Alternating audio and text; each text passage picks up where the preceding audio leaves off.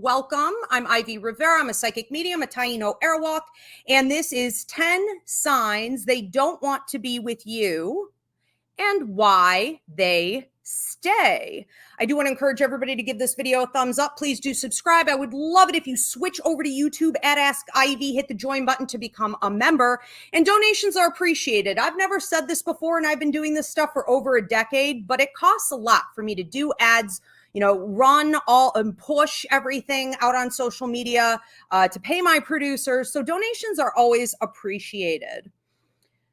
So what are we talking about here? Well, I have noticed that when I do professional psychic mediumship relationship readings, I am mortified by the things that I see going on. I am even more so mortified at the fact that people who are victims of this type of fraudulent behavior often have no clue that it's going on. You guys know, if you've been following me for a while, that I love to empower you and I love to spill the tea. So this is a great way for me to do both. It is an opportunity for you to become empowered by learning the tools of deception that are being used, possibly against you. And if they were used against you in the past and you weren't able to fully identify it, you will by the end of tonight's show. So I've been watching love relationships, marital and dating dynamics since I was about 5 years old. My father had married, I believe it was 3 times in a 5-year period. My family tends to do that. And I watched my mother, who was sort of single, but then sort of engaged, and there was a bunch of stuff happening. I watched all of that play out by the age of 6. So I've been taking notes for a while. And one of the things I noticed, because I'm a born intuitive, so I was always a medium, I was always a psychic, I was always an empath. It's not something I trained up and learned to do. It was always there. One of the things I noticed, even as a little kid, was how spirit or my psychic ability, my higher mind, would point certain things out that were going on in these love partnerships that didn't look very loving or were not supportive to each other's safety, the family dynamics, my own safety and stability. And it was probably because of that threat to stability that I learned to pay really close attention to what was going on. But it became something I took on as almost like a sport. I am obsessed with the way people function in relationships in general, but especially in dysfunctional relationships. I always have been. And I started doing readings on this type of thing as a teenager. Okay. So 40 years. Okay. I'll be 45 in June 22nd. So basically my entire life. Now I've been doing professional readings, psychic mediumship readings, relationship readings for the public for about 13 years. And I have a 5-star rating on this. So these are the things that I've been picking up on. And these are the things I think need to be shared with you. I'm hoping that when you guys walk away from this show, you're not just like hoarding the wisdom, and saying like, oh, well, this is my shield. This is my guard. Now I know better. Share it. Okay. When you pick up on something valuable in the world, the highest level of alchemy and the highest vibration is to take what you know and share it outward. Okay. So help other people protect themselves. But also, please share this video. So let's go ahead and get into it. Who is most susceptible to having this happen to them, to becoming a victim of being in a toxic relationship with someone who doesn't want to be with you, is faking it, and quite possibly hates you? At the very least, they definitely don't like you. and you may not know it all. Okay. The number one category for most vulnerable victim falls with single mothers. Single moms have almost a magnetic energy to them. Even if they're not necessarily looking for a love partner, they still radiate a couple different things in their energy that will attract someone toxic who wants to take advantage. What they radiate is strength, productivity, financial stability, or at least resource stability. Even if they don't have it, they're striving for it. They want those kids fed. They want the best for their children. They want their children and themselves to have a future. So it's whatever we're working on. Doesn't mean we brought our, A game 100%. It doesn't mean that we have those things yet. But if it's something they're working toward, a loser will detect that and say, hey, even if they don't have it yet, they will soon. Let me come and couch surf over there. Okay. So single moms. What do single moms attract? Unfortunately, everything, the gauntlet of negative people, but in particular, hobosexuals, meaning partners who don't want to work. They're often homeless or they're between places. They may not have a vehicle. They can't hold a steady job. There's no career, whatever it is. And they always come through. And this is for all these categories. I'm not going to repeat myself on this. People always present as though they are everything that person has been looking for. So, he's not going to show up looking like a hobosexual. He's going to show up looking like a hero, like he's a dad himself, and he does really well with that, even if he's never seen his kids. He's going to act like he's there to support her. And he may for a while. Okay. But this is how we get into these messes. We have to go slow, take it slow, because these things don't last. Number 2, second most common category to see someone victimized by this is childbearing women. So this isn't just women who want to have children.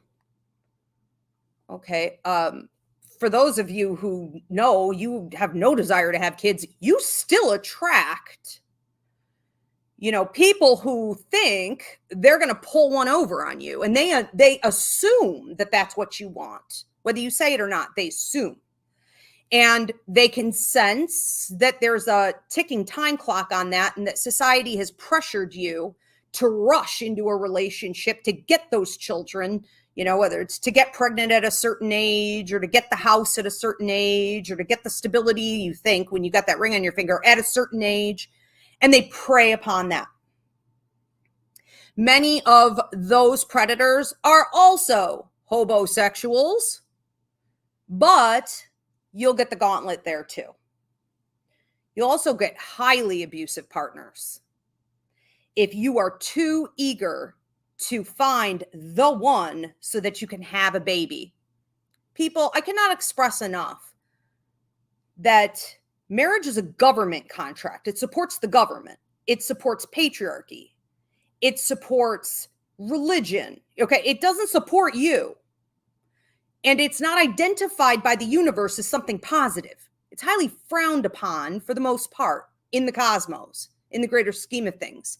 So you have to be very careful about your programming here and rushing into something you should not be touching. Okay. And people know to prey upon that. The third most common group, and then after this, it's just kind of like fair game. I don't know. It's a little all over the place. Okay. Those who haven't deconstructed patriarchy. This goes for men and women. If you have not deconstructed, and of course you'll never be done with it for the rest of your life, you'll probably be deconstructing every day, all day. But if you haven't even started your deconstruction journey from the patriarchy, you're trapped in the system. And the system of patriarchy has set up both players, male and female, to play each other. So we have to be careful from that. Careful with it, but women especially will be victims of it. Fourth category, if you are a strong, professional, and empathic woman. So this is, again, you'll attract the gauntlet, but especially homosexuals. If men can sense that you're strong in your profession, or even if you're in school and it looks like you're going to take it to a really high level, like you're capable of doing that, they'll jump on that free train. So be careful.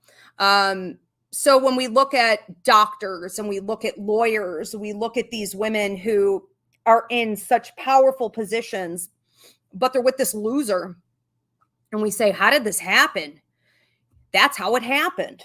Okay. She was preyed upon and the patriarchy set her up for it. So she was brainwashed into being vulnerable for it. The empathic person, though, this is for both genders, male and female. So be careful. If you are highly empathic, you tend to attract sociopaths and narcissists more than any other group. You can see my class up on the website called Empathic Awareness to learn more about that. Number 5, men mostly, but I do see this with both genders. Wounded healers. Wounded healer men have a phenomenal desire. It's really unmatched to take on victims who were sexually abused, maybe as kids, probably, mostly, who are drug addicts, who have mental disorders, but they're not ever able to get them in check, or they're not actually working to get them in check. Now, this can hit both genders, but I see this particularly again with men, where these women just know how to play them. They just know how to play them. And the wounded healer syndrome is something to be taken very seriously, because it says that the individual who has it has codependency at the root. Okay. They're not just eager to heal other people. They have to have some sick, sycophant like situation going on where their energy is constantly being siphoned out of them. And then they get to be the martyr, and then they get to be the victim. So it's a vicious cycle. And it's something I commonly see with men too, who are quite stable with their finances, or at least they have a home, or maybe they have a couple kids and they're sort of on their own. And then women who are in these out of control or toxic situations will latch onto them and just play them like a fiddle. Okay. And they'll come and they'll go, and they'll come and they'll go. It's like a yo-yo thing. So they just like threaten to leave, and then they'll kind of come back. And these men have an open door policy. Like whenever she shows up on the doorstep, they just allow it. Okay. Let's talk about, this leads right into number 6, which is codependence in general. I would say 99.9% of the relationship readings that I do that give me night terrors could have been avoided if these individuals, male or female, right, whatever gender you are, or they, or whatever, if you had gone to therapy for codependency. My God. Okay. So number 7, insecure, avoidant, or a mixed attachment style.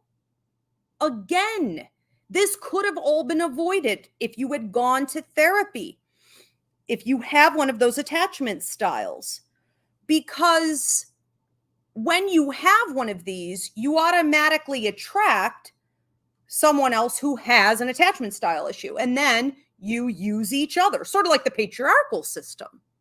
You were just playing each other the entire time. Nothing was ever genuine. It's sort of like when we talk about trauma bonds. It's exactly like when we talk about, it is a trauma bond. Okay. Ugh. Number 8, empaths I already sort of touched on that earlier. So again, if you want to learn more about empaths, especially if you're on the 3rd and the 4th level, check out my empathic awareness class up on the website. You are the #1 group to attract narcissists and sociopaths. 100%. Research proves that. So be careful. And that's obviously men, women, they, other. Okay. Yes. Hello. Number 9. Those people who have not dealt with generational curses, meaning toxic family programming,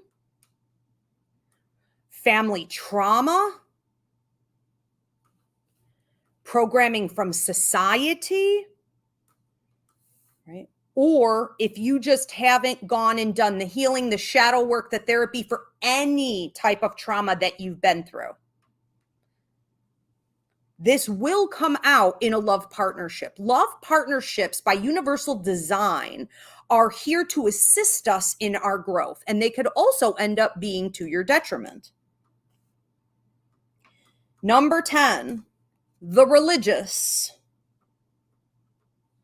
So people brought up in religious systems, and I'm not going to break them down. I mean, basically worldwide, international. If we look at any major religious system, you're going to find that it's patriarchal and it's toxic to both parties, but especially to women. Women will be a slave in that system, and men will be stunted entirely in all areas of their development and remain children. Okay. So it's not good for anybody, but mostly, if you have been brainwashed into one of these cult systems, one of these cult religions, you are the most likely to be victimized, being with someone who doesn't like you, hates you, doesn't want to be with you, and you may never know.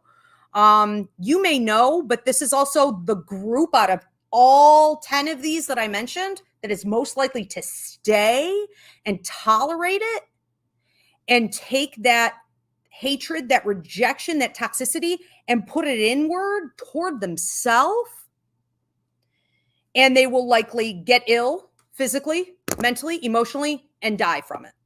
So this is very serious. And we have the research to back it.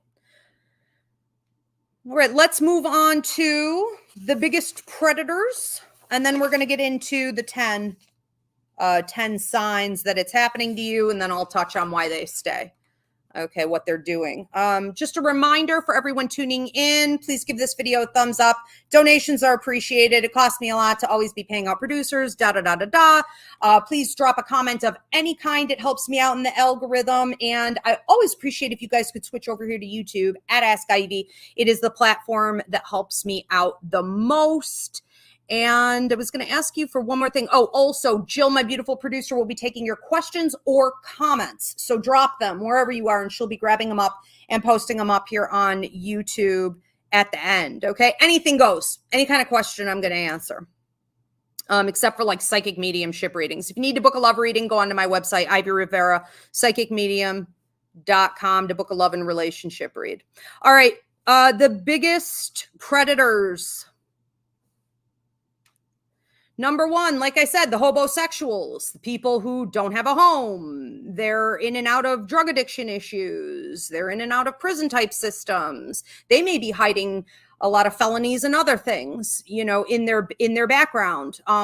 They may have warrants. They can't like drive a car, get a license or a credit card or a bank account because like they're not paying their child support. Hobosexuals, okay? Number one. They will convince you, ooh, they will love bomb you. They are in love with you, especially around tax season. Number 2, the closeted. God bless them. I appreciate the struggle. This is mostly a problem for men, and then they take it out on the women they're with because they are gay, closeted men. And they often hate their partners. That woman will never live up because she's not a dude. Okay, so closeted people of any kind, this gets brutal. But it will make you wonder, if any of it was ever true, and often not. And there's so much shame, involved in that, from the way the closeted partner is probably doing things behind the victim's back, but also when it all comes out, there's a lot of shame and embarrassment that comes along with that too for the victim, just additional problems. So this is very, very common.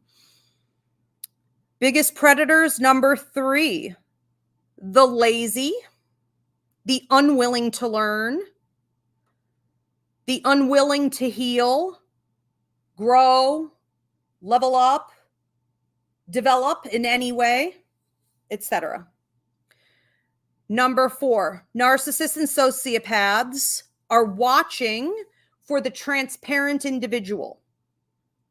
So these are the people who are going to ask you on the dating site early on, what do you want? What are you looking for? How were your past relationships? They are the most active listeners you've ever met in your entire life. They want to know, okay? They are studying you and collecting info. So when somebody asks you, what do you want? I'll know it when I see it. Be careful what you share. So they're looking for someone who's transparent. They're looking also to see if you have any kind of abusive relationship history in your past, because they know they can get away with it. All they have to do is be one notch above the last person who abused you. And if you're just spilling your guts, putting out your heart in your sleeve, everything out on the table, thinking, well, I want a transparent relationship. You don't have that yet. Right now you have some random stranger in front of you who could want you in the trunk of the car, okay, or all your money. I mean, just be careful. You don't put that out. Maybe ever, or until it's earned, okay? Which could take years, not months, not a year and a half, years. So they're looking for keywords, and then they're pretending or shared information from you about what you want or what you've been through or your trauma. And then they're pretending to be the right person for you. They're pretending to be your dream partner. They love using the word partner or suggesting through other phrases or activities that they want to build with you, that they can be your partner, that this is egalitarian. They may also prey off of the fact that you want something specific, like marriage or house or children, or one of the biggest mistakes I hear a lot of my clients make is, well, I just want someone. Well, go to therapy, like, what does that even mean? Anyone will do, a rock, any peg that fits in the hole will do. You don't want someone genuinely. You want company, right? You're lonely. You haven't finished developing yourself. You could develop other relationships, So they hear that ding, ding, ding, and they're like, perfect. I am the one for you, right? And one of the things they do playing off of that is that they become your caretaker. And they'll use a lot of phrases and give a lot of like gifting and love bombing in that area, because when someone says, I just want someone to live with or travel with or do X, Y, and Z with, to be with, that says, big light above your head, I am codependent. And what do codependents need and want? Caretaking. To give it, to receive it, right? So they immediately step up. They're waiting to do that and pretend and use that word. The other one that sort of goes hand in hand with this is, especially if you were to reveal anything like, you were ever abused as a child or from a previous relationship, they want to be your protector.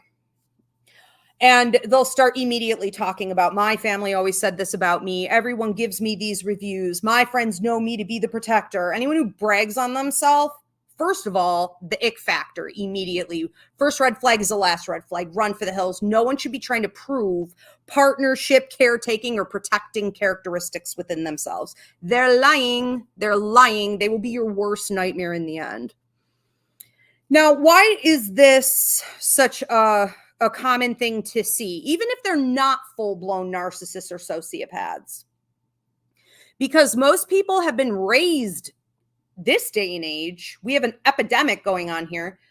by a narcissist or a sociopath, if not both of their parents, at least one, or at least a grandparent. There's some main adult character in the family who raised them that way. Now, this is especially true for the golden son, the chosen son of a narcissistic mother. Research shows this is the number one most toxic person you could ever get involved with, because the likelihood of them changing, even with a ton of therapy, is slim to none. And they will use you up. It's what they do. It's all they know. So we have to be really careful when someone won't talk about their history, they won't talk about their family, or they tell you or you witness it, and then they try to act like it's not a big deal. You got to know when to cut your losses. Okay. That's a problem, especially if they haven't done anything about it. Like, they're not in therapy themselves.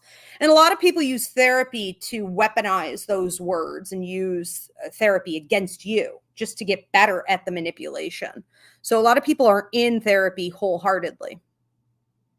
Number 5, the alcoholic, the drug addict, the individual, male, female, they, whatever, who is constantly going back to it. And I hate to say this, because you can have maybe a beautiful heart, or maybe at one time, you had some integrity and you were a beautiful character. But, when you have drug addiction and alcoholism, escapism, and avoidance running you, and you cannot run it, you're going to use up whoever and whatever you need to do to get that fix. Okay. So we need to, everyone, be careful.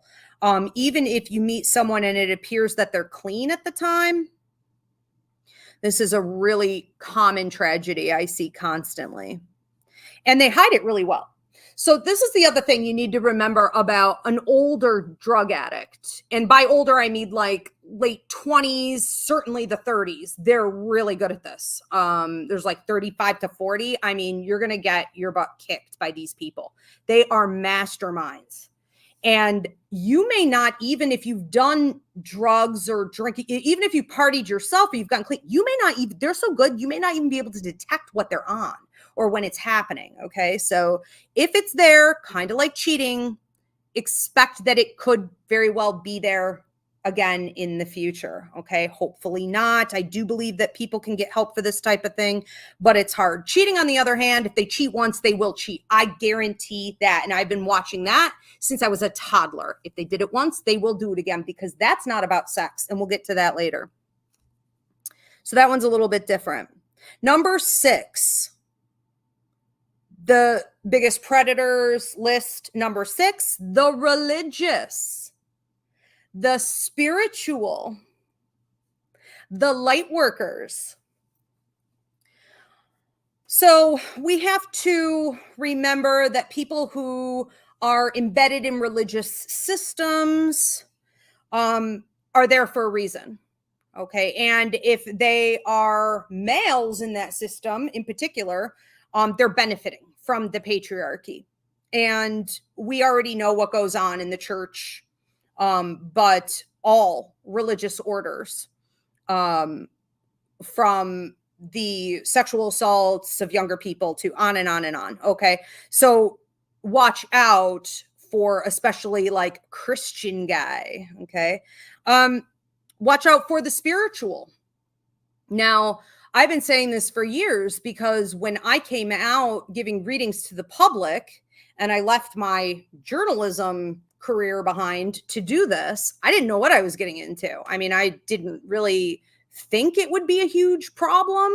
But there are so many dark arts out there. And I see so many of my students or wannabe students who come through my academy that I have to fail because of this. They're predatory people sometimes. So we really do have to be careful for the spiritual. And I think of the Dalai Lama, who had the boy sucking on his tongue, and the media was there and filmed it you almost heard nothing about it. Okay.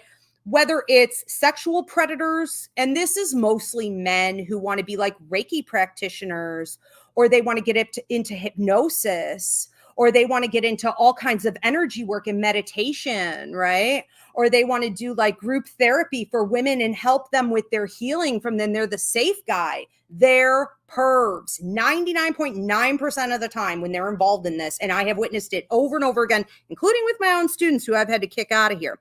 But anyone going into the light working field where they would be giving you readings, they would be helping, whatever, right? That's a problem. And if you have a love partner who is heavy into that, you may want to watch out for what they're involved in aside from that, because there's usually more to that story.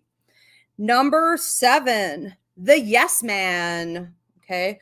The yes man is a guy who never complains.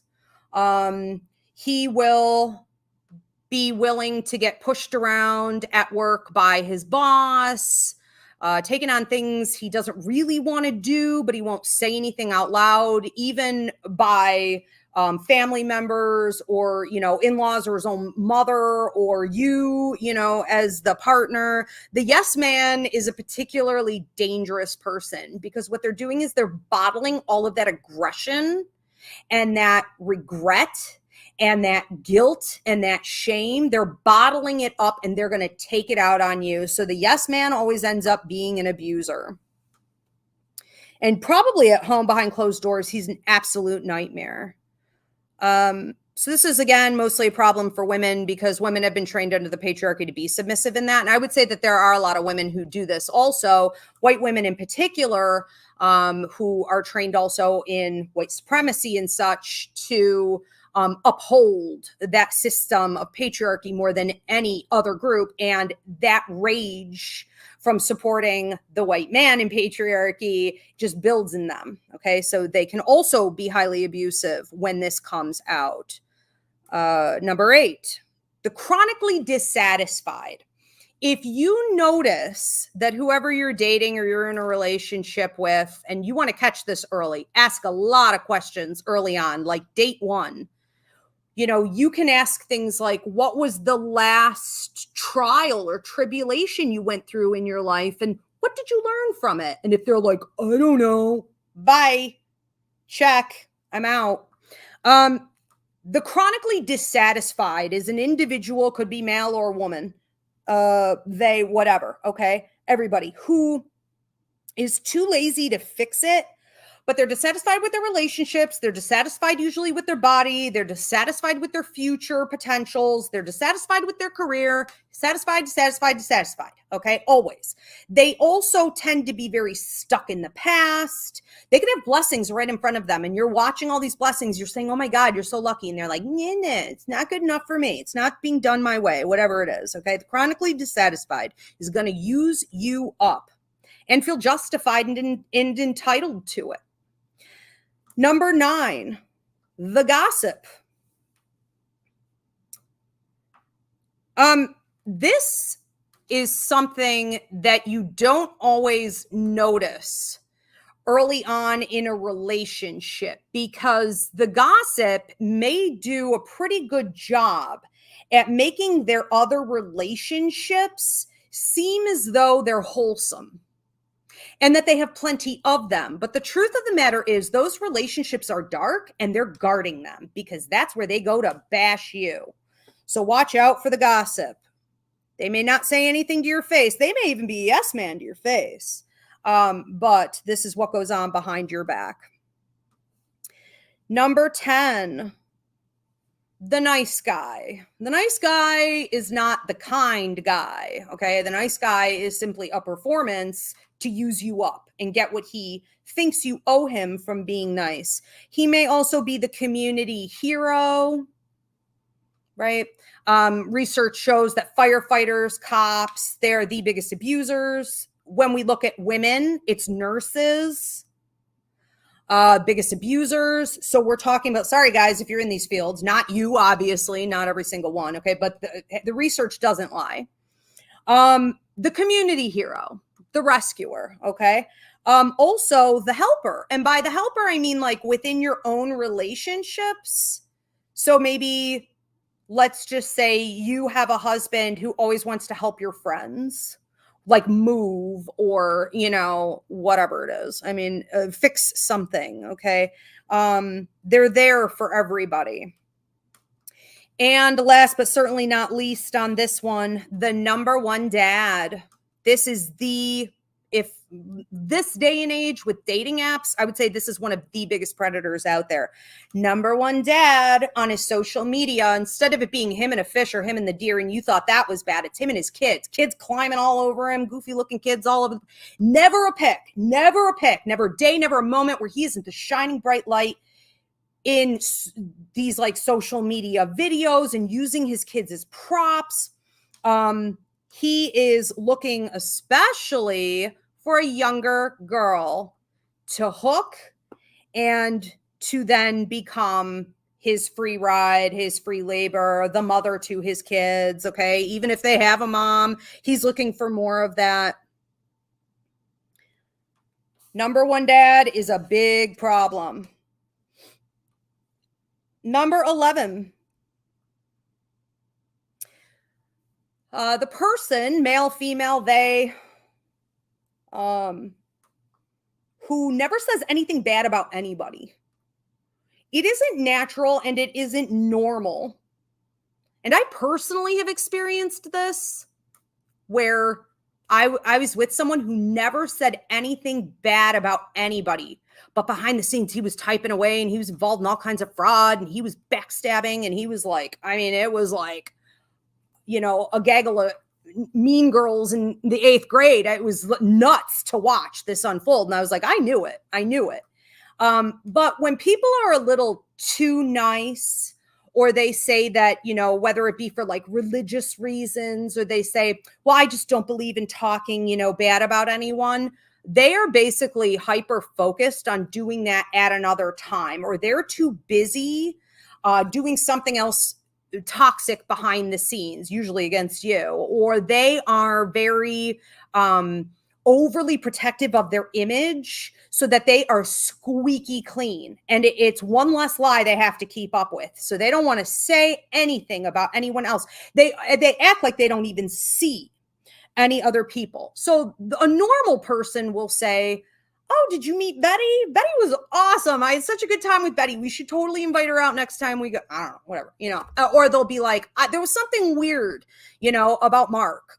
Something skeeved me out. I can't put my finger on it, but did you see how he did this one thing? That's normal, okay, to have human reactions, discernment, and judgment in dealing with other people. Anyone who acts like they don't have that, they're lying. They're up to something. They're being fake. It's a mask. And if they do this, they're up to a lot of other things. When that mask starts coming off, you're in for a rough ride. Number 12, anti-feminists. Now this goes both ways. Male, female, they, other, okay? Anyone who is an anti-feminist, a red pillar, that's a problem. It's a matter of time. It's a ticking time bomb. And the women may be the worst of this, because you have to assume that if you're with a woman who hates women, she hates herself. Imagine how much she hates you for making her hate herself. That's going to come out. Number 13. Anyone who says, but in particular, men who say these things, okay, but anyone who says men have needs, meaning men need sex. If you can't give them what they need, they're going to go cheat. They're cheating anyways, okay? Men have needs. Everyone has biological needs. They should also have some self-control, okay? Men have needs. Red flag, run. Men need space. Men need man caves. Women need woman caves more than anything. Men sacrifice so much. Men have built this world. Men are the heroes. And through the patriarchal system where they excluded women, they want to take credit for women's work. Okay, a lot of the things that are created around the world built were created by women. Men just got to take credit because they kept women out of that. There's nothing I've ever seen a man do that I couldn't do myself if I went through a little basic training. I don't want to do those things, okay? I don't think there's anything that men do that women can't do. So when men try to own that and be like, well, we built the world. No, you stole the world. That's what you're hoarding the world. No. You didn't sacrifice for that. Also saying that men are lonely. The men's loneliness epidemic. And I did a whole show on that. If you want to go here on YouTube at Ask Ivy into the men's loneliness epidemic and see what I talked about on that show. No. It's just another way to pressure women back into the patriarchal system. 4B now on that one, okay? All right, so that's all red pill trash. That's patriarchy, anti-feminist garbage. And whether you, again, are a man, a woman, or other, that's going to erupt. And it's going to come out as using or abusing the other person. So let's transition into the 10 signs that they don't want to be with you and why they stay. I want to say before I do that, it's typical to watch in a relationship like this where someone's being used that they have little or no sign of it for about 1.5 to 3 years. And I would love to hear from you guys in the comments if you've gone through something like this and when about you started to notice it. Now, that doesn't mean it wasn't there. Of course it was there, but when did you start to notice it? Because that typically happens when we have a couple things happening at once, an acceleration of the toxicity, okay? Or they're getting comfortable and they're starting to let their mask slip. So we really need to analyze the timeline on these types of situations. So after let's say the mask starts slipping at about 1.5 to 3 years. And it depends a lot on how much you give them. So if you give them a lot, they're going to do it earlier. They're going to let it slip earlier. They get comfortable sooner. If you really make them wait, they can hold out about 3 years. Okay, so after this mask coming off, you would start to notice the neglect really set in. And then the abuse start to come in. But usually by the time that happens, for my clients anyways, I have noticed that they're in too deep to get out easily. And they may also be embarrassed to admit that this is going on. They don't want everyone to know that they fell for this. And they're panicking, like they feel like the other shoe is going to fall all the time. They're on pins and needles all the time, like their life is going to fall apart. And it may. You may be talking about your residency falling apart, your custody with the kids having to come into play. You may be talking about financial crisis, especially if, you weren't working and keeping a private bank account throughout the entire relationship. And now you have nothing. I mean, you got triple played on that. There are a lot of reasons people don't want this to come out. And so they may kind of panic and stay for longer, hoping, God, I hope I'm wrong. Maybe they'll fix it. Maybe this is something we can work on. I think that you really just need to say, I'm seeing the truth. F it. I'm out. Okay. The best thing you could do at that point is cut them off at the knees. Quietly. You change all your passwords, you go get a lawyer, you make them eat it. Okay. Are there variations in this? Yeah, sometimes, probably not, but sometimes. And, I can look at it in a more in-depth reading, but that's not what this show is about. Okay. This is about those who definitely don't want to be with you. And that's all there is to it. So you're gonna have to use your discernment on that, but I would run for the hills. All right, let's talk about it. 10 signs. These tend to go somewhat in this order. And again, I'm not going to keep saying it's gender interchangeable. Okay. It just is. Okay. That's it. So everything I'm saying. All right. But if it's in particular to one group, I will mention that. So just so everyone knows, I'm getting sick of repeating myself on that. Okay. So number 1, you have to repeatedly ask for little things.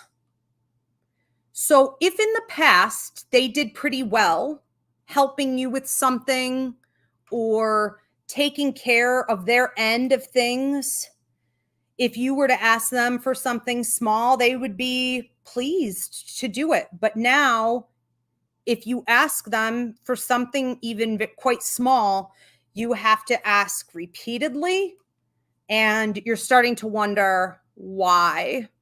They heard you. Why is this happening? Along with this, you would coincide, right? Notice things like they forgot your birthday, or they just didn't plan anything special for it, or they said, like, what do you want to do on your birthday? Instead of like giving you a birthday. Okay. They're not giving you gifts on the holidays or your anniversary, or they forgot about those things. Usually after that starts to happen, you'll see this one, and this is a run for the hills and keep on running. It's over. Okay. Anytime you're counting on them for something and they sabotage it deliberately. Who saw the video of the woman who ran the race about 2.5 weeks ago? It was all over headlines. And her husband released the children in front of her to trip her up before she got to the finish line. Not behind the finish line where the normal person knows to do it. He tried to stop her from winning. Okay. It's that type of an idea, but it typically comes out more like in relationships. Let's say you're super stressed. You've been having a hard time. You haven't been feeling well, and you just need to have a spa day. You want to go get your hair done, and you've had this appointment for weeks and you're really looking forward to it. And he leaves the kids at the school and doesn't pick them up. Or, he does something to make sure that you're getting harassed the entire time you're there. Your phone's ringing and blowing up, and he's sending texts because something went horribly wrong. He did that on purpose. He, she, whatever. This happens a lot also with job interviews. If you're going for something really special, like a job interview, or it's your first day at a new job. Okay, so an important event like that. You will see, in conjunction with sabotaging, learned helplessness, deliberate confusion, weaponized incompetence, and extreme forgetfulness. One of the other things I notice with this, especially the weaponized incompetence, is that if you go away, like you try to take some time for yourself, like I see this a lot online. Women will post videos of this. They went on a vacation for a couple days to like be with their girlfriends, and he's super jealous that you went. And so when she gets home, he let the kids trash the house. And now her 3-day vacation is going to turn into a 2-week hellscape of trying to correct and redirect all the damage that he did. Okay. Number 2, love bombing ends. And it's a shame that you have to look back and think, was that love bombing? I thought that was real. Sorry, everybody on TikTok, we lost you because TikTok always cuts me off. I'm not allowed to do anything on TikTok. So hopefully everyone transitioned over here to YouTube. But we're just going to keep going because that happens every time. So when love bombing ends, it may come through as little things that upset you. Like they just in general seem to stop adoring you. They no longer compliment you. They may also like desecrate or disgrace something of yours that was like at one time something, really important to them, or they felt a lot of affection toward you, a photograph of you, or, something you gave them. Maybe they break it, or they like lose it, or they lose their wedding ring. They start making jokes. You have to be careful with jokes. Okay. I've got Gemini in 6 houses. I joke about everything. I laugh at a funeral. I don't know how to take things seriously sometimes, but there's a difference between someone who just maybe is inappropriate with their humor often because their humor is always running, or they have dark humor, and someone who is deliberately finding things about your physical body or, aspects of your self-esteem that are fragile or mistakes you've made in the past, whatever it is, and they needle you in that area. It is deliberate, and those aren't jokes. Those are attacks or backhanded compliments sometimes. This one's important. This next one, here's another one where I would run for the hills. This happens more than once, and there's nothing wrong with them. Like, they're not in a crisis that day. You need to get ready to pack up. They have zero active listening. This person does not care about you at all. This person doesn't like you. This person may hate you. Zero active listening. When you are going through something emotionally and you're sharing it with them and they fall asleep on you while you're talking, or they tune you out. They would rather watch a sports game, or they're playing video games, or they're playing on their phone. They cannot engage with you while you are sharing something about how you're feeling. Number 3, you're sick. You're physically sick. If you're becoming ill, this is likely happening because your gut instinct, your higher mind, your energy, your intuition knows that this is a toxic situation. You have to get out and you feel stuck.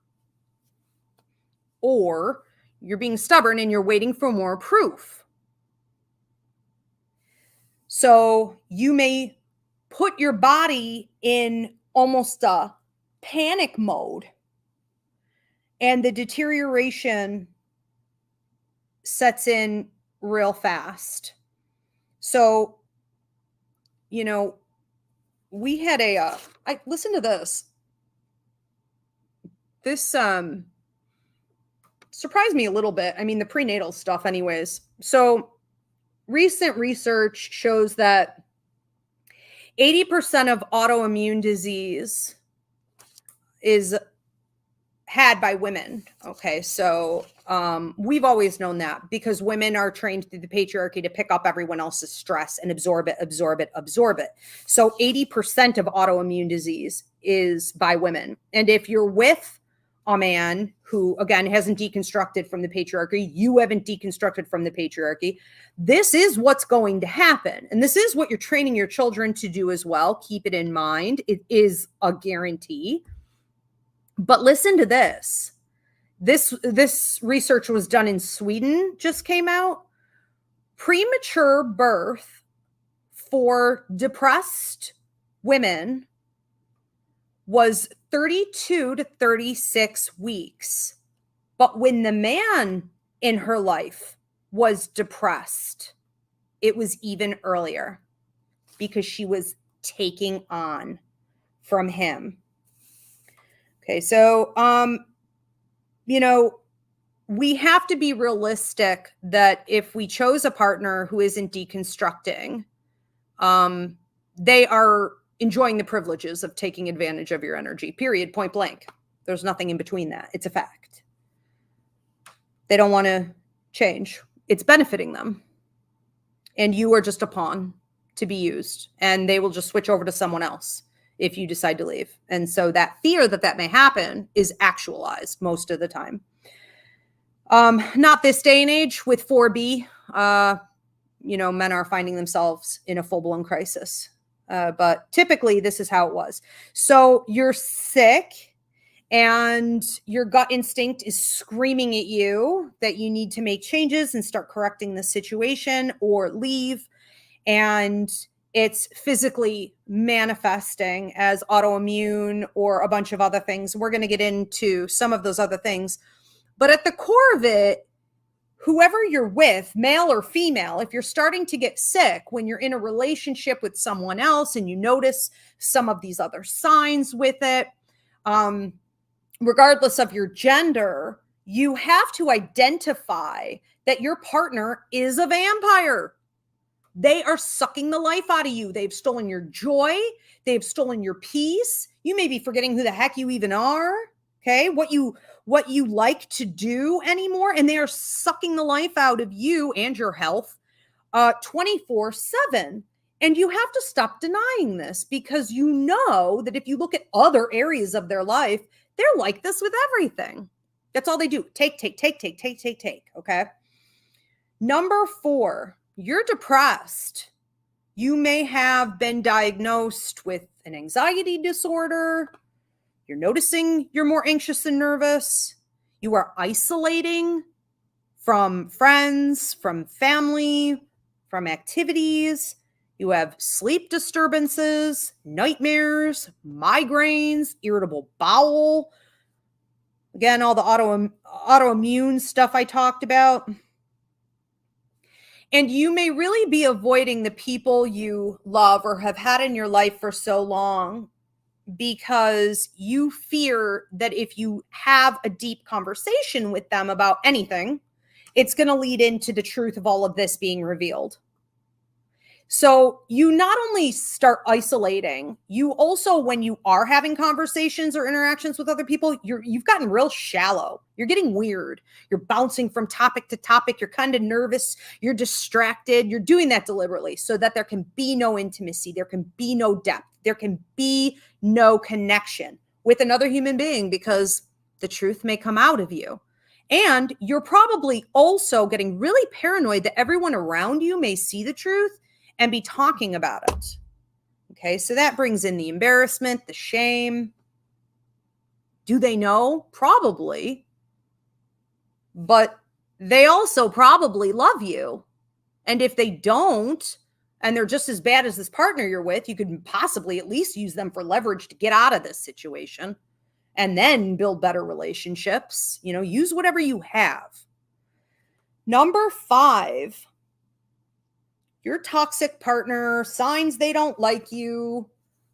They don't want to be with you. Number 5, they're lying. They're lying for sport. They're lying for shits and giggles. They're just lying to lie. White lies makes you super paranoid so that you're saying, what else are they lying about? Could it be big? It's probably huge. Yeah, if it got to that point where they're so sloppy about it. And it's their way of like sticking it to you and being like, what are you going to do about it? It's a power play. Lying is an abusive, manipulative power play. Don't misunderstand this. They're not stupid. Okay. They did that deliberately. They're testing to see whether or not you'll tolerate it. And if you will, more abuse is on the way. It's a guarantee. So you need to start digging quietly. And one of the biggest mistakes I see people make at this point is that they think, because they desperately want to believe that they're dealing with someone good, even though there's a pattern of negativity, even though they have no proof anymore that this person is good for them. They want to hold on to it. So they reveal and show their cards, put their heart on their sleeve and dump everything out on the table. So they'll talk to the toxic love partner and they'll be like, you know, are you lying? Or why did you lie? Or I figured this out, or what else are you lying about? You're not going to get answers that way. Okay. You have to be smarter. This is a game to them and you have to outplay them. So go find it however you need to find it. This is also where you're probably going to see a spiraling out of control in a couple different areas, like sex, for example, because if they're lying for sport, and they're telling you white lies and you're wondering what else they're hiding or lying about, it's very possible they're spending money in places you haven't agreed to. It's very possible that they are cheating. It's very possible that there's a lot of other stuff going on, and you are starting to feel that you can't trust them in anything anymore. So automatically your sex life is going to dry up, because if you can't trust them about something small, like going to the store, or, you know, what is this paperwork all about? Why, or they said they're going to do something and then they drop you on it. Why should you trust them in the bedroom? By all means, do not. And we'll get into that more. But now sex is deteriorating, right? And they may want to start twisting things around at this time and pointing the finger at you. You're to blame. I'm unhappy. You're the problem. You know, you're paranoid. And again, we see an increase with the abuse has officially, you know, really arrived. Obviously, you, with any lies that they're telling, especially with an accumulation on the small ones, you no longer see a future with this person. You feel that they are deliberately deteriorating whatever you have built and taking the stability and the foundation away bit by bit. They're chipping away at it so that, they can, you don't know what they're up to, maybe so they can leave. You're not sure at that point. So there's no more trust. And it's affecting all areas at that time. Number 6, they're cheating. If they cheat one time, they will cheat again because, and you can Google it and look at the research. It's typically not about sex. It's about control. It's about a lack of fulfillment. It's mostly men who do this, and they cannot fill up all the voids within themselves that they have been feeding with the patriarchal system. That's the deal. That's the trade-off. You have voids. You want to be part of the patriarchy, you have voids. And so they fill it with sex. So you can watch one of the great, oh my God, best example I've seen on this in a long time. I watched the Ashley Madison Netflix documentary. Did anybody see this? This blew my mind. The Ashley Madison documentary, look into it. It was exposing how that cheating website, it was for married people, how they pretended that those were women when they were really bots. And most of it was just like men talking into the void and like paying an obscene amount of money. Sometimes they were meeting, with lovers, but it got hacked and everyone was exposed. Anyways, the point is, there was a couple on the Ashley Madison Netflix documentary that perfectly describes what I'm talking about right here. They were the perfect Christian couple, and she did everything for him, and she said she was the perfect wife, and they had a YouTube channel, and they were Christian influencers, and he was cheating on her, not just on Ashley Madison, with her friends for years from the beginning. It is not about sex. Okay. It is about control, dissatisfaction, filling the void. So, if they don't want to be with you, and you can count on them never coming around to want to just be with you, it's never going to happen. You're going to know the very first time they cheat. And we're going to talk about some of this more in the next show that I'm doing, the 10 most common betrayals. And I believe that's June 20th. But the 10 most common betrayals and how to catch them. We'll be talking more about this. So I don't want to get too much into it. But one of the things that you can watch for is yeast infections, UTIs, STDs. Never stop getting tested. Okay. The majority of married couples who get tested, there's an STD floating around. Where did that come from? Okay, these are facts. Pay attention to your dreams. If you're having nightmares that they're cheating, if you have any of these other things, I would say you're probably getting closer or on the money.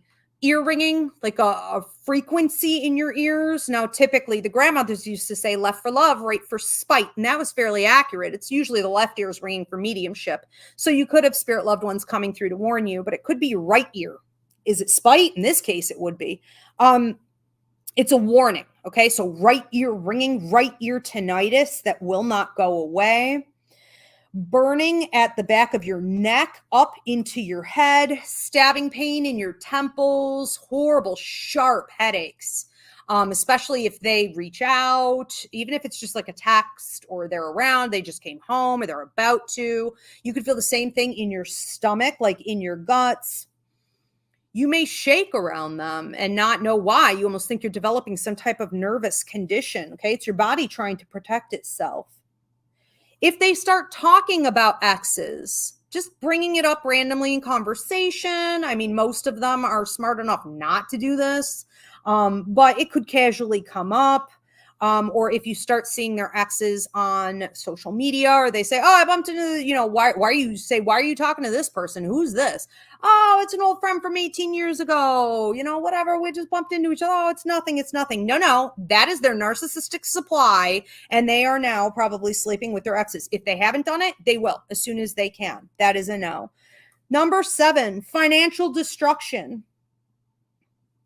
Their spending habits have changed, or are becoming questionable. They may be gambling more.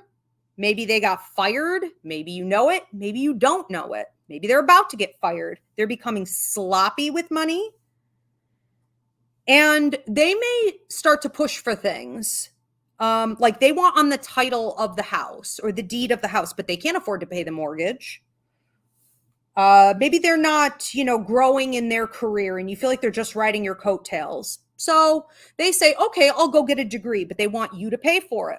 Don't pay for someone's degree. Okay. Don't let someone on your mortgage. Don't let someone on your lease. Okay. They will also do this with a business. They want you to help them build their business. Okay. They want you to be the strong partner behind them. This is probably not going to end well. What they're doing when they're not being financially responsible is, again, they're sticking it to you. They're putting the middle finger in your face, and they're showing that they don't see a future with you, that they are no longer building with you or pretending to build with you. They were faking it. Okay. And again, that usually goes hand in hand with cheating. So usually when they start doing stuff like this, they've already got somebody else on the side or a couple different supplies on the side, people that they plan to jump over to should you kick them out or bust them. So they are full on riding your coattails at that point. Number 8. Okay, and this is it. We're going to wrap it up, or I'm going to talk real quick about why they stay. I just want to touch base with you guys again if you're tuning in late. Thanks for being here. This is 10 signs they don't want to be with you and why they stay, from a professional psychic medium who's been doing relationship readings with the public for 40 years, but professionally for the public for 13 years. And I have a 5-star rating on it. So, I do appreciate any donations that you guys want to give. Please give this video a thumbs up, subscribe, drop a comment of any kind. It helps me out. And Jill, my producer, will be taking your questions and comments here in just a minute and popping them up on the screen so I can get to all of them. So if you have any, post them now so she can get them organized. All right. So number 8, they're increasingly unhappy, and you're the reason why. They are blaming you one way, shape, or form every single day for their unhappiness, but they don't want to go to therapy. Or even if they show up at therapy, they sit there and do nothing, or they're using it as a weapon. They're not actually going to therapy. They don't want to do self-care. You usually see a deterioration with their hygiene at this point. It's so gross.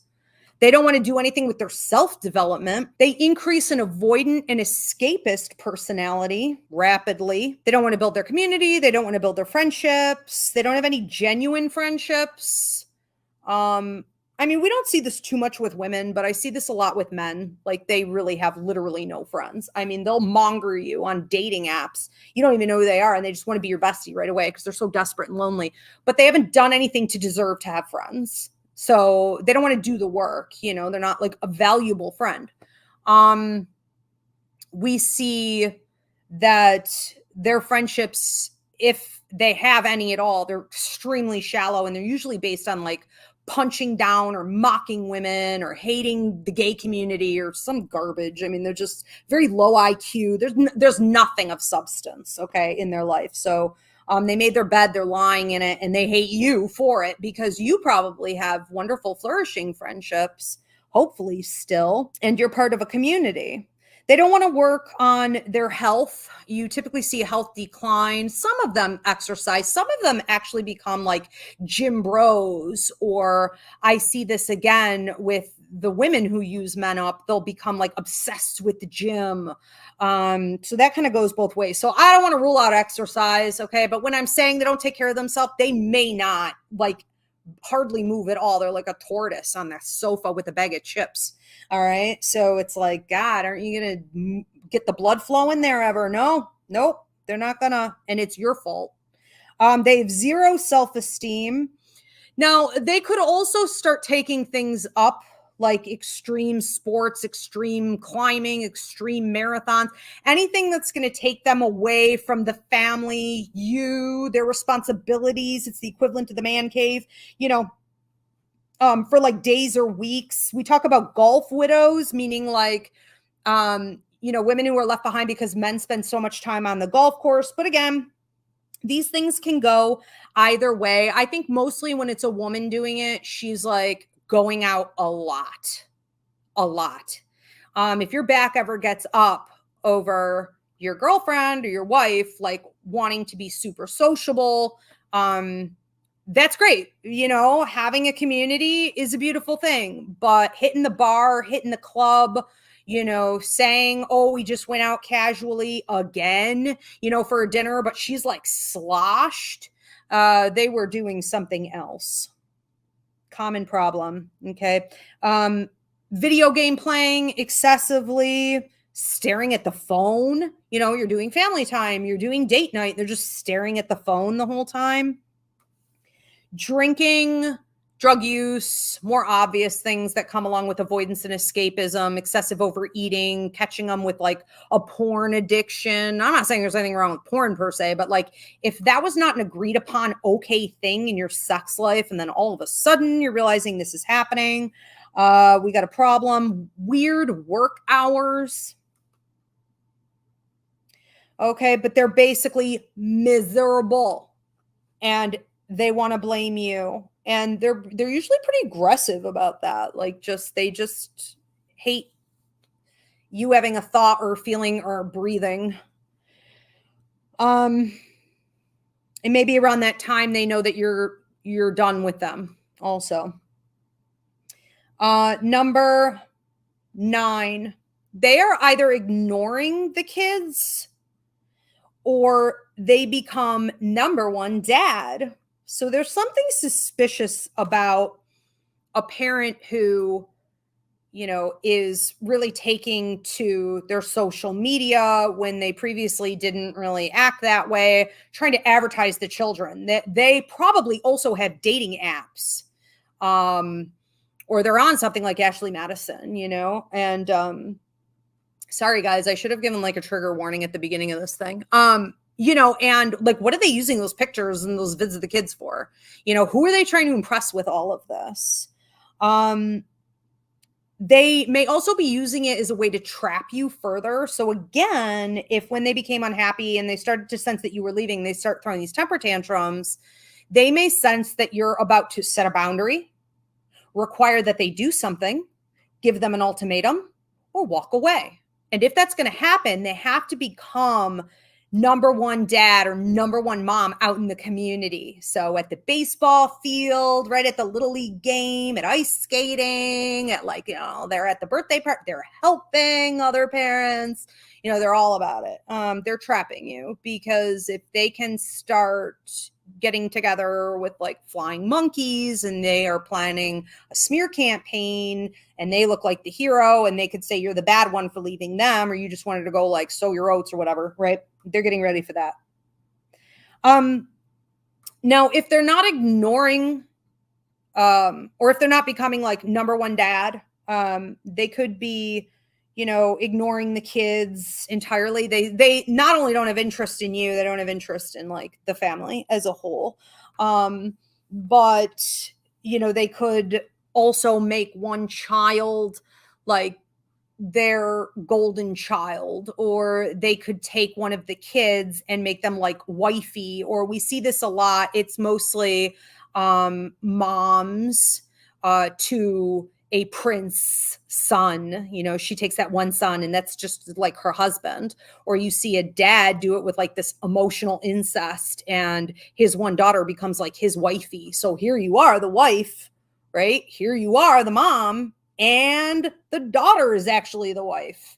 It's a weird dynamic. There's a lot to that. You may want to look into it, but if you have any indicators of this going on, yeah, I would say it's a problem. Including, them trying to alienate you, and like making jokes against you, talking bad about you, or mom's too militant, or mom does this wrong. Mom probably does everything, and mom's being alienated through a system of, backstabbing. And again, this goes with the weasel effect and the gossiping thing. They'll use the kids for that as well. So they're plotting to either trap you better, or they're plotting, their release and how they can use that as leverage through alienation tactics. So I see a lot of this go on, and that's really sad. I mean, this is when it's like, this is pretty much as bad as it gets.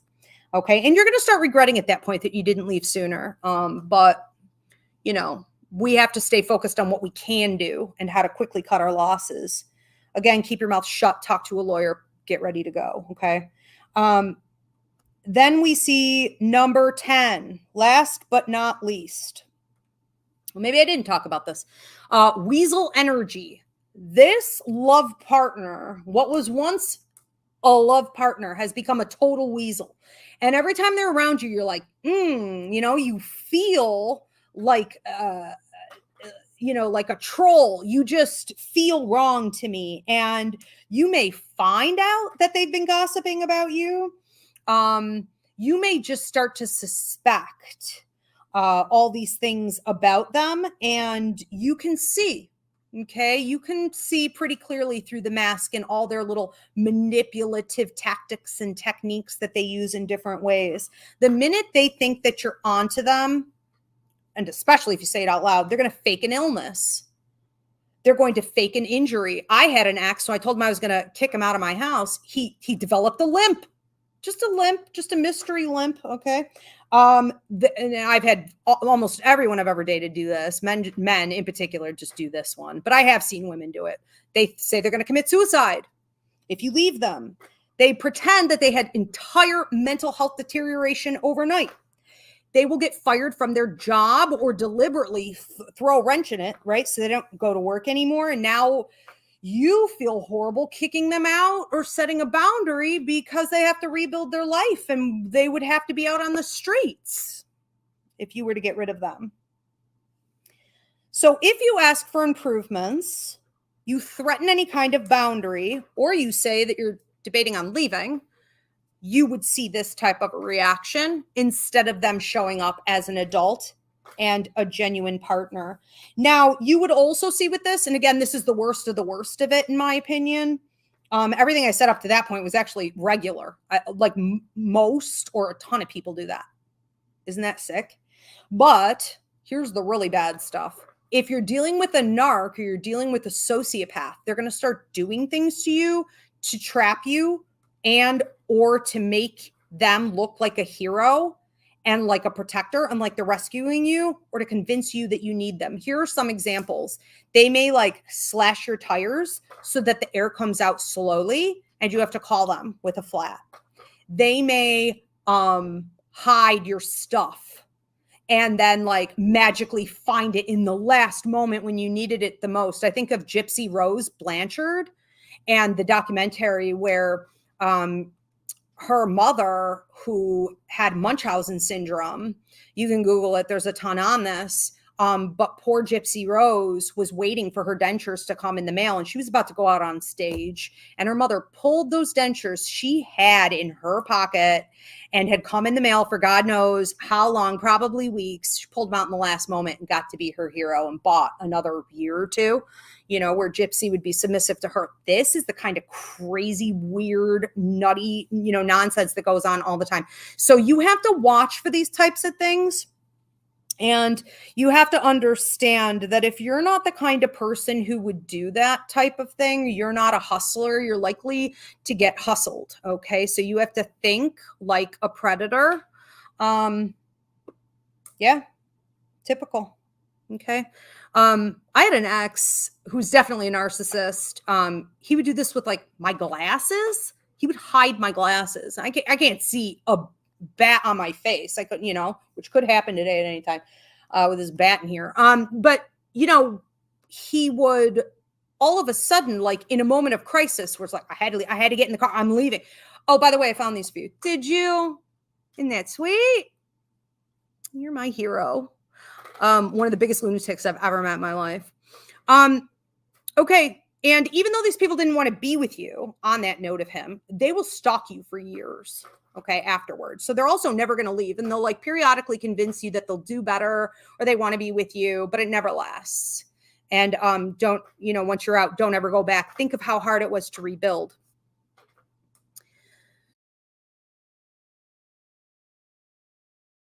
So let's talk about why they stay, and then we're going to get into your questions and comments. Why do they stay? Well, again, look back at the Ashley Madison documentary on Netflix, right, with that couple, with the Christian couple I talked about.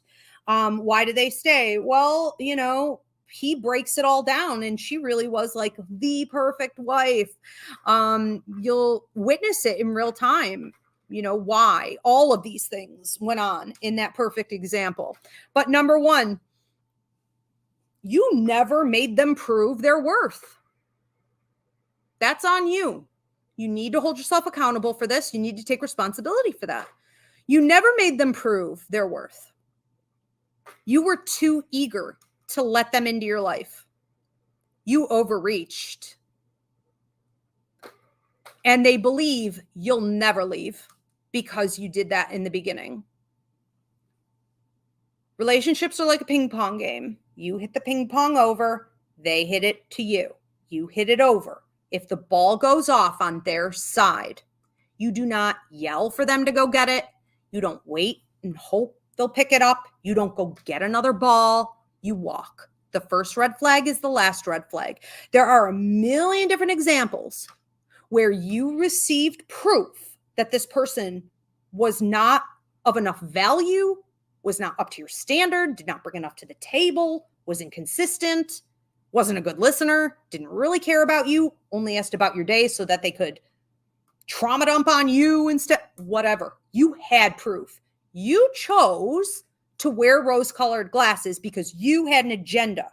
You wanted the baby, you wanted the house, you wanted something, you were lonely, you have codependency issues, whatever. You wanted that. Okay? They know this. Number two, why do they stay? They don't want to work. They're lazy. They have Peter Pan syndrome. If you're not familiar with Peter Pan syndrome, Google it. It's a psychology term for basically being an infant your entire life. What are you to them? You're probably free labor in the house, cleaning, maintenance, what have you, putting a roof over their head. You are probably literal labor. You probably make more money than them, and or you have the potential to make a lot more money than them. You are emotional labor. You're taking care of them emotionally. You listen, they never listen to you. Or they only listen to you enough to keep you on the hook from time to time. Comes and it goes. You never know what you're going to get out of this person. You are probably free childcare. Should you have pets or kids, you're probably the one doing it all. You are their therapist. You're free sex. And you're probably a free chef or an errand runner. Number three, they're staying for the kids. That's what they're telling the people they're cheating on you with. That they are staying with you for the kids. Everyone in their world knows that they are there for the kids, but you. This is what they say. I cannot tell you how often I see that. That's like possibly the number one. I'm here for the kids. Number four. Oh my goodness. They are a narcissist, they are a sociopath, or they are the child of a narcissist or sociopath, or several parents like this. So they witnessed that system growing up, and now they're just replaying it because that's how they were raised. Number five, they never went to therapy. So because they never went to therapy, they've only learned, instead of processing things and getting comfortable in their discomfort and growing, they've only learned how to manipulate people. So it's not just you getting manipulated. It's literally every single aspect and human being in their life. Okay.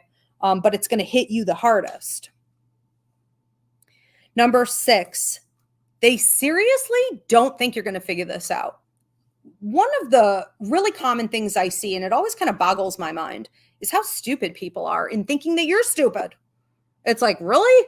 Now, you may be ignoring it, or you may be overlooking red flags, or you may be working with the lawyer behind the scenes, or you may be moving money over, or you may be concocting a plan, or you may be, but you're not dumb. You know what's going on. They're dumb. They think you're dumb. And that you don't know, but people are incredibly intuitive. And even when we don't want to admit it, it's there. And that still small voice that's kind of fighting against the loud voices of emotion and the loud voices of regret and the loud voices of your logic and the things that you want to believe. That still small voice is extremely consistent. And eventually, the truth. What you do with it is up to you. But they don't think you do. They really don't.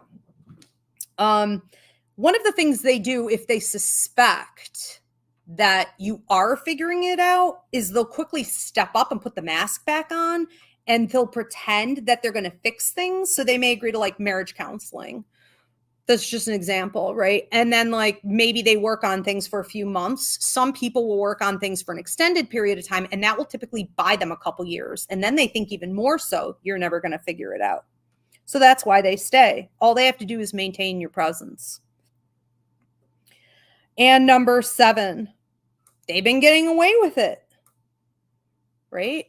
They've been getting away with it for as long as you've been together. They know other people who are getting away with it. And the patriarchal system for thousands of years has been designed to ensure they get away with it. Your grandmothers who were forced to marry at 15 years old, men who were like 35, your grandpas, okay? And these women couldn't have a bank account. They couldn't own land, okay? They got away with it. This is the first time it's being broken in a significant way with the revolution, with 4B. And they don't think you're going to be part of something like that, because it's so polar opposite of where you are. And this goes for all genders.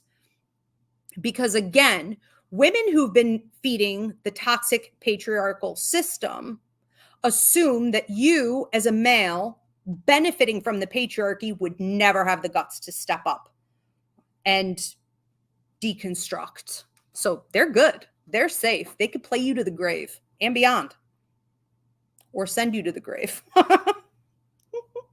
Those insurance policies are very tempting. And they may also know if you're sheepish and you don't want to rock the boat. They may be like, they're never going to do anything about this because they don't want to rock the boat. And that's almost like the lion within them, the abuser within them, that scary clown, that Jack in the Box toy, you remember from the 80s? And then this crazy like clown would jump out of it. They know that you're afraid of that and that you don't really know who they are. And they could unleash that on you at any time and make your life hell. So you're kind of just, walking on eggshells there. All right. So those are the reasons they stay. Most of it just being using. Okay. But in different ways. And let's go ahead and get into questions and comments. Okay.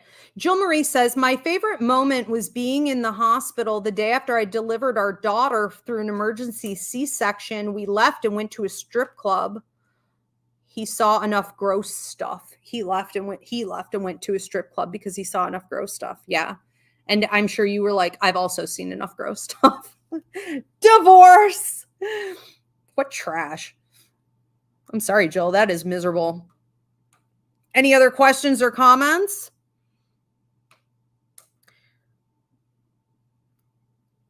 We have one here from Karen. You often see the nan pick fights to have excuse to leave the house. Oh, that's a good one. And when we get into the next show, the 10 most common betrayals, again, I believe it's June 20th, and how you can catch them. That's one of the things I'll be talking about more there. But yes, picking fights so that they can go cheat.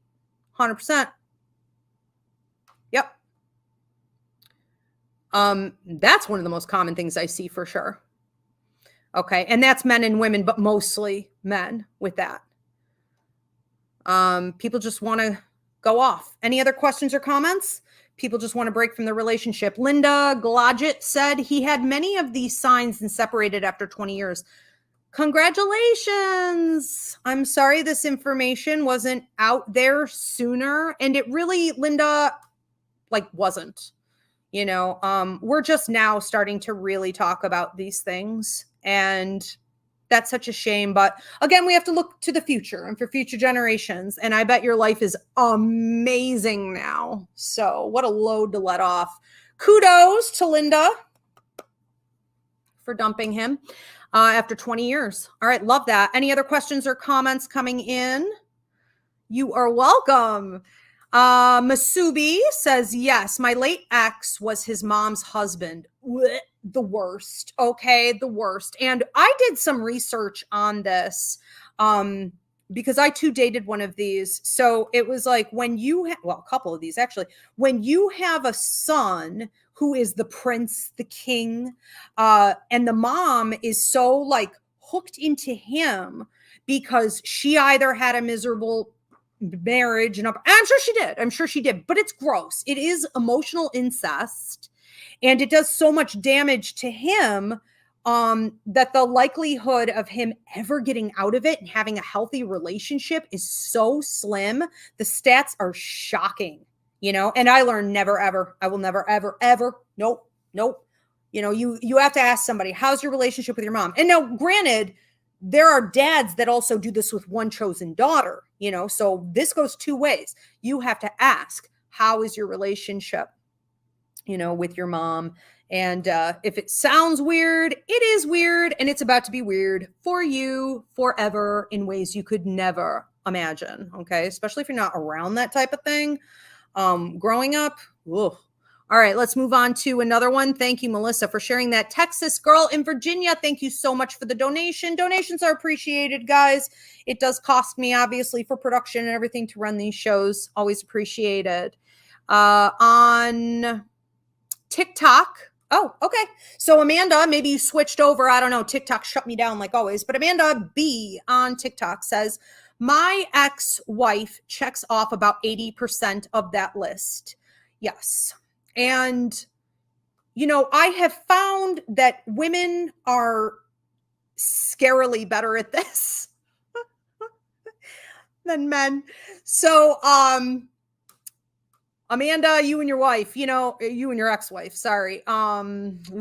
It's tough. When women want to take someone for a ride, good luck finding the proof, first of all, but also by the time you do, things can be very difficult to correct. And they are like masters because we've had to be, because we've been raised in the patriarchy to be. They are masters at manipulating emotion, logic, reason.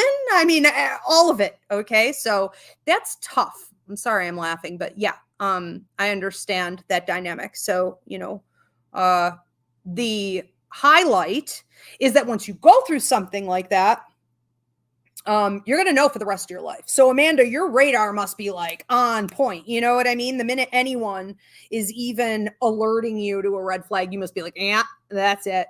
You never forget. And that's the good thing, people. And I just want to say before we get on to the next question or comment, try to have more confidence in yourself that this will not happen to you again. If you want to join 4B and never ever date again, I get it. If you're a dude and you're like, I'm done. Okay, that's fine. I get it. But the thing is, your intuition is so on point, and you have to admit that you knew these things. You negated these things. Okay. Your gut did tell you about these things. And if not right away, eventually, and your body knows. So trust yourself that you went through a learning experience and now you're like an expert. So you'll have the physical alerts. Everything will be there. Dreams, right? Odd things will flash in your head. Warnings will flash in your head.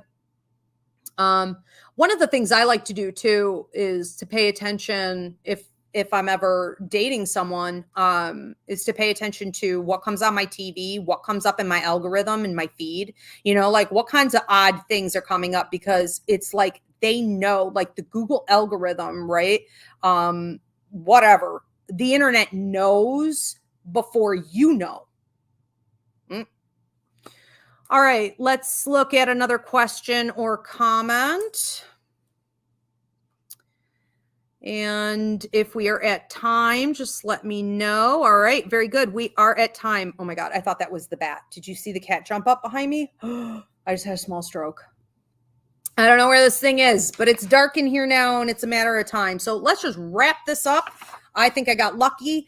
So thanks so much for being here. Again, we will be doing the 10 most common betrayals that I've seen doing relationship readings as a psychic medium. The 10 most common betrayals and how you can catch them will be the next show on this. And I believe that is on the 20th. Is that accurate, Jill?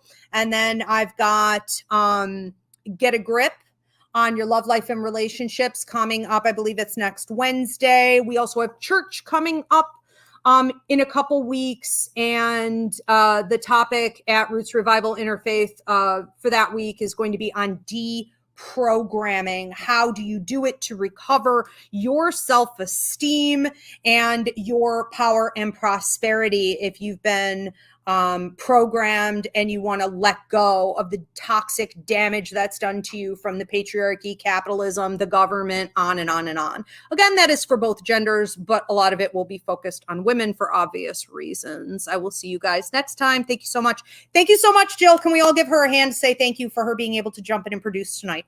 I appreciate it so much. Have a good night.